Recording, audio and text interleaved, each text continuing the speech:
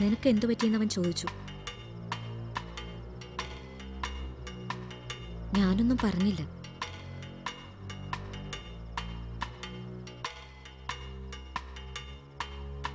നിനക്ക് എന്നോട് ദേഷ്യമുണ്ടോടി?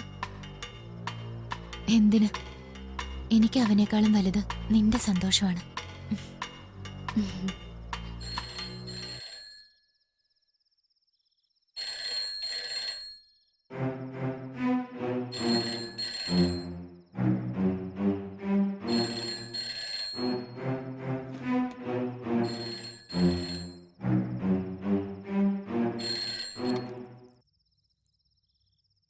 നിനക്കിതെന്ത് പറ്റി ജെനി? എന്നെ എന്തിനാ ഇങ്ങനെ ടോർച്ചർ ചെയ്യുന്നത്? Please please. Sorry, wrong number.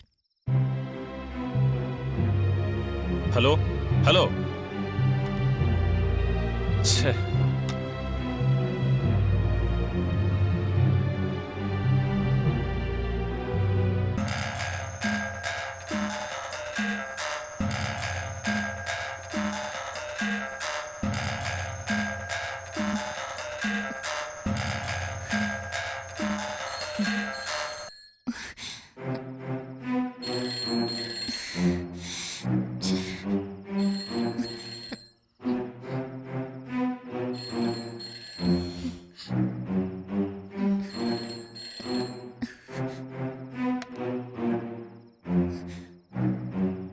Hello Jeni, ഞാൻ പറയുന്നു ഒന്ന് കേൾക്ക്. പ്ലീസ്, നീ എന്നെ ഒന്ന് മനസ്സിലാക്ക്. പ്ലീസ്.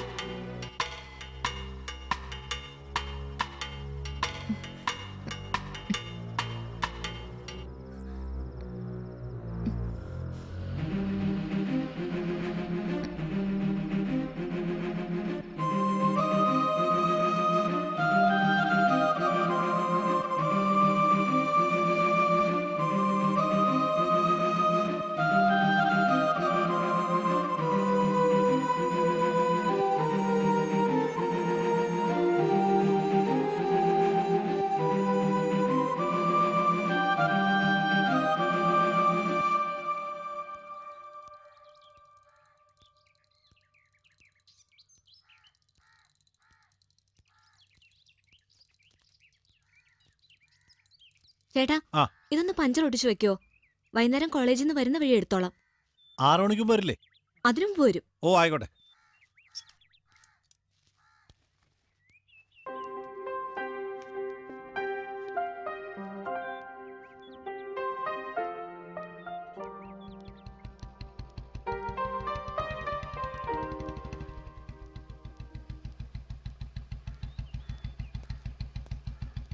ജെനി വന്നില്ലേ?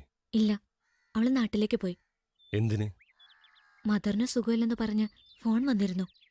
വെളുപ്പിനെ അവള് പോയി.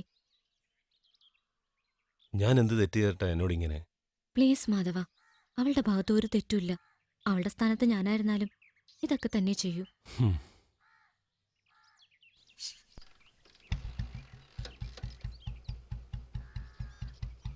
മാധവ, ഞാനും വരട്ടെ? മനസ്സിനൊരു സുഖമില്ല, അതാ.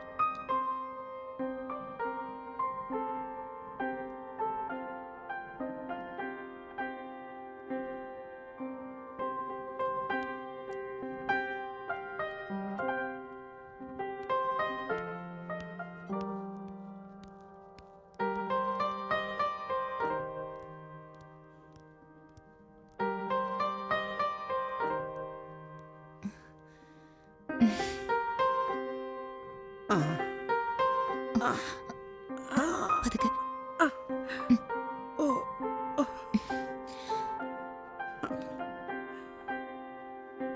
എനിക്ക് കുഴപ്പമൊന്നുമില്ലാന്ന് പറഞ്ഞില്ലേ മോളെ. ദേ, നീ എൻ്റെ കൂടെ ഇരുന്ന് നിന്റെ പഠിപ്പ് കളയണ്ട.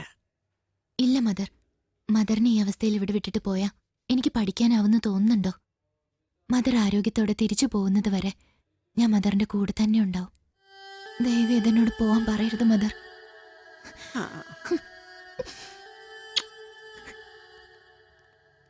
പൊയ്ക്കോളൂ. Good morning. Good morning madam. Morning. Madam ആ. Good morning ma'am. Good morning. എന്ത് വേണം? ജിന്നിയുടെ മദർ സീരിയസ് ആയ ഹോസ്പിറ്റലിലാണ്. നേരിട്ട് വന്ന് പറയാൻ പറ്റാത്തതുകൊണ്ട് മാഡത്തിനോട് ലീവ് പറയാൻ പറഞ്ഞു. എക്സാം വരാൻ പോകുന്ന ഈ സമയത്ത് എന്നാലും ഒരു ലീവ് ആപ്ലിക്കേഷൻ സബ്മിറ്റ് ചെയ്യാൻ പറയൂ. Thank you ma'am. Just A minute. എന്താ മാഡം? കുട്ടിയുടെ സ്റ്റഡീസൊക്കെ എങ്ങനെ പോകുന്നു? കുഴപ്പമില്ല മാഡം. ആർക്ക്? ഏതോ ഒരു പയ്യനൊപ്പം കഴിഞ്ഞ ദിവസം ബൈക്കിൽ കറങ്ങി നടക്കുന്നതായിട്ട് പറഞ്ഞു കേട്ടല്ലോ.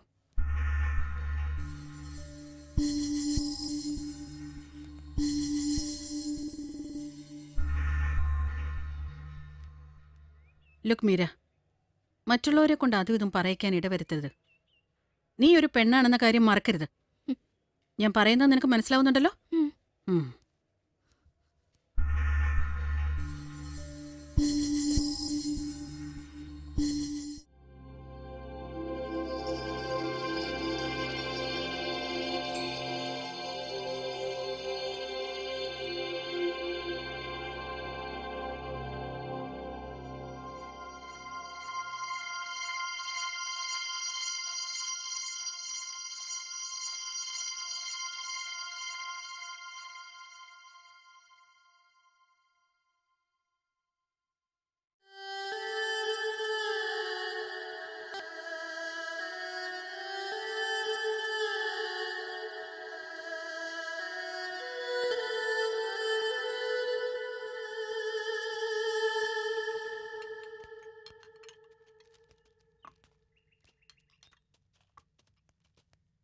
സാർ ആ. Order please. മക്കളെ എന്താ വേണ്ടെന്ന് വെച്ചാൽ പറഞ്ഞു. എനിക്ക് പൊറോട്ടയും ചിക്കൻ ഫ്രൈ. എന്തുകൊണ്ട്? എനിക്കും അത് തന്നെ മതി. ശരി. Order please madam. ഇപ്പം പറയാം. സാറിന് മാധവൻ എന്താ? എനിക്കും ചേർത്ത് മീര പറഞ്ഞു. 2 മസാല ദോശയും ഒരു ജ്യൂസും. ശരി മാഡം. എന്താ അച്ഛാ ഭക്ഷണം വന്നില്ലല്ലോ? ഇപ്പൊ വരും, സമയമാകുന്നല്ലേ ഉള്ളൂ. ഇവള് കൊതിച്ചാണച്ചാ.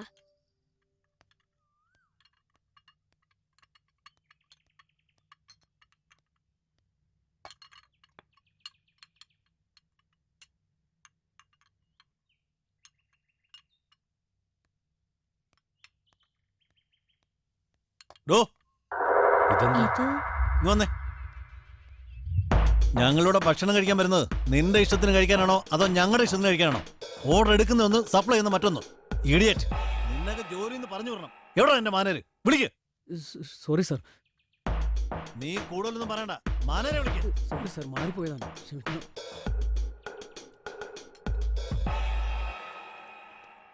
Cool down sir.